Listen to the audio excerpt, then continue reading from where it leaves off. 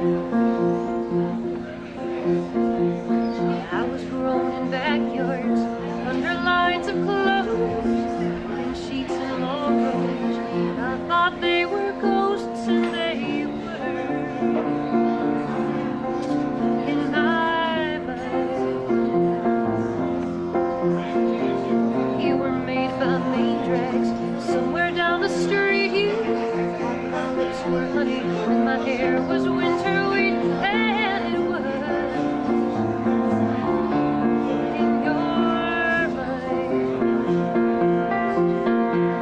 Now I'm on my way by Greyhound bus. I have come for you because I thought you were all there was, and you were.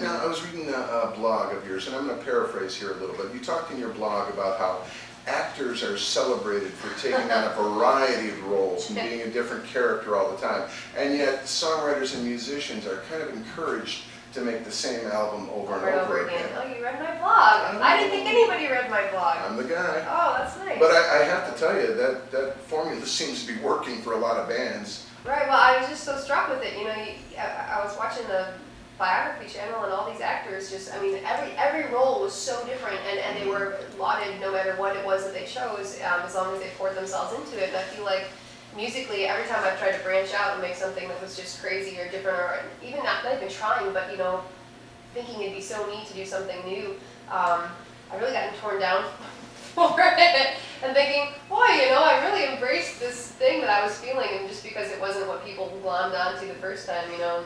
Well, anyway, that's... What is your default songwriting mode? Do you have one of those that always works for you, or you can always fall back on and get into? No, I think that it really changes when it depends on what instrument I'm writing on. I think I have default maybe for piano, and then default for ukulele, and now recently I've had a default banjo, I guess, maybe, but it changes per instrument, it changes per day. And Now, what do you do to unwind aside from music? oh, that's a really good question. Nobody ever asks that question. I'm that kind of guy. That's great.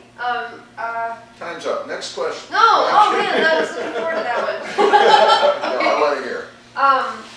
I cook like it's going out of style. I cook until 5 in the morning to unwind. I just cook. What do you cook? Large meals. Large meals. Or if I'm like there's nothing to cook, then I'll just take things from the pantry and see what I can make with them. I'll put spices together and wonder what they do. I'll just stay up. Yes, I will dabble in that until I also paint. But cooking is the big deal too. But Now, is anyone eating this food, or is this? I usually get around. I get around to it eventually. Because it doesn't look like it's you. No, I do. I get around to eating quite a bit of it, and I put it in the freezer or whatever. But I really like to cook. I put on some really good music and I cook. And painting. I was going to get to that. I've looked at some of your paint. What is that medium? Yeah, people think it's psycho. I like handwriting. I've written letters, and I always have. So my painting is basically I paint with acrylics and a picture, and then I take many hours and I take Sharpie pens and I draw circles around the paint. Okay. Which is a very meditative thing for me. All right, okay. Because they look like dots. They look like paintings that have been made with dots, but you're actually circling those. Yes. That's amazing. Well, it's really the therapy that I yeah, it's kind of an OCD thing. Oh, totally. Yeah. Now, for those of us coming a little late to the Emily Hurd party, this is your 8th album? Yeah, yes. What have we missed, and where should we start catching up? Oh man, I don't know. There are a lot of better albums than mine, but if you had to start somewhere, you should start with the latest one. I think I always think the thing I did is always the best. Well, you have a lyric on here, in Irreparably Yours, about you broke my heart in a nice way. What's the nicest way to break someone's heart if the kids at home want to try that? You should never break anybody's heart. It's not nice. I was just trying to say, you know, when somebody does so right by you, it makes you feel all squishy inside, and then you kind of can't forget that. So that is damaged in a good way. Damaged in a good way. Since your love, I don't even know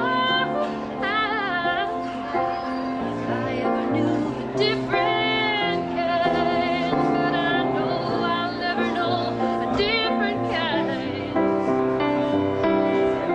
I do declare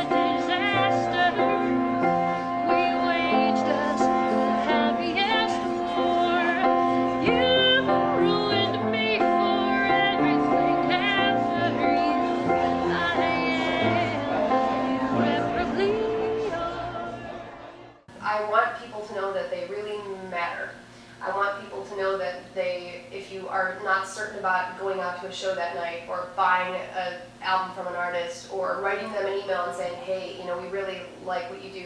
The people should know that that matters. Every little thing that they do to support, even if it's just a nice word, it matters so much. And I feel like people don't know that. It's Right, like, right. oh, I don't need to go on, or I don't need to tip them, or I don't need to. Any kindness is so appreciated. I wish that people kept remembering their own role in keeping music going. And it's a nice reminder that the people do matter. Artists need nurturing. They do. I mean, they do.